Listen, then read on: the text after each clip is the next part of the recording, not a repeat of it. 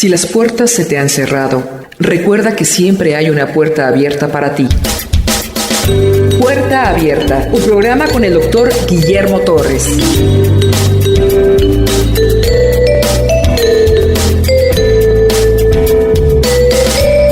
Recuerden que el capítulo 19 fue un paseo de Levítico sobre los 10 mandamientos. Hoy en capítulo 20, Dios va a prohibir definitivamente actos de inmoralidad idolátrica y sexual, incestuosa y todo tipo de pecado que era muy común en las naciones cananitas, que eran los pueblos que iban a rodear al pueblo de Dios una vez que conquistase la tierra donde fluía leche y miel. Dios les pide que tengan mucho cuidado de no hacer lo que las naciones de Canaán hacían.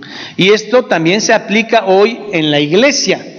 El pueblo de Dios no tiene por qué hacer lo mismo que hace el mundo, porque el mundo no conoce a Dios.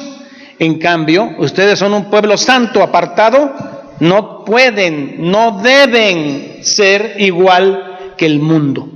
Ustedes no viven bajo los parámetros y normas éticas del mundo. Ustedes son un pueblo apartado, o sea, santo, que vive bajo las normas éticas y morales del cristianismo. Entonces Dios le está pidiendo a este pueblo apartado, a este pueblo escogido, siendo que ni pueblo era, le pide que no haga cosas que los cananitas hacen. Primero, había un culto idolátrico perverso, a vista de cualquiera es espantoso. El culto al dios Moloc. Moloc era representado como una escultura probablemente de 4 o 5 metros, de un hombre sentado con los brazos extendidos y la cabeza de carnero.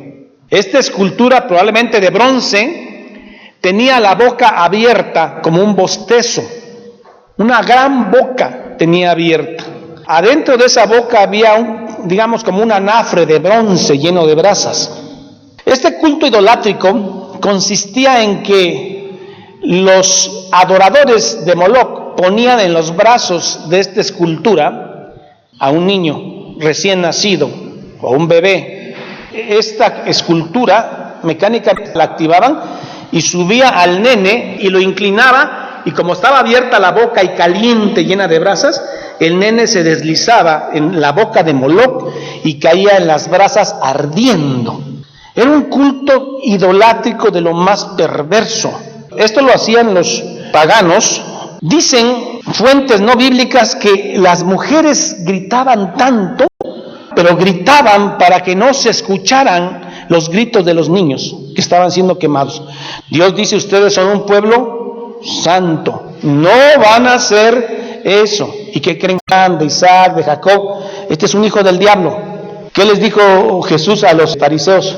Ustedes, su padre no es Abraham, su padre es Satanás. Si su padre fuera Abraham, harían las cosas de Abraham, pero ustedes me quieren matar. Ustedes son hijos de Satanás. Entonces, no todo el que viene a una iglesia cristiana protestante es hijo de Dios, punto. Porque no es por denominación, ni es por nacionalidad, es por aquel que ha sido renovado en su corazón. Pasó a su hijo por fuego, a Moloc. Echó al niñito, se lo tragó Moloc. Dicen que los niños, cuando caían en el fuego, se les hacía como una sonrisa. De ahí se llama risa sardónica. Que esa risa se presenta en la gente que tiene tétanos. La gente que convulsiona por tétano, se le va la boca para atrás, hacia el trismus, y se llama risa sardónica. Y se dio a observar los tiempos, y fue agorero, adivino, e instituyó encantadores, oficializó la brujería, y adivinos, multiplicando así el hacer lo malo ante los ojos de Jehová, para provocar a ira. ¿Usted cree que un hijo de Dios va a provocar a ira a Dios? Pues cuando peca se siente, Señor, perdóname, otra vez pequé. Ahora vamos a ver qué es lo que Dios le pide en Levítico 20 al pueblo.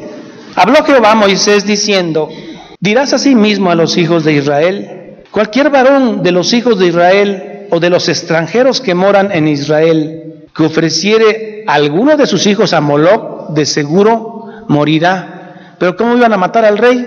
Si era Manasés, entre otros. El rey estaba poniendo el ejemplo. Y yo pondré mi rostro contra el tal varón y lo cortaré de entre su pueblo, por cuanto dio a sus hijos a Moloc, contaminando mi santuario y profanando mi santo nombre.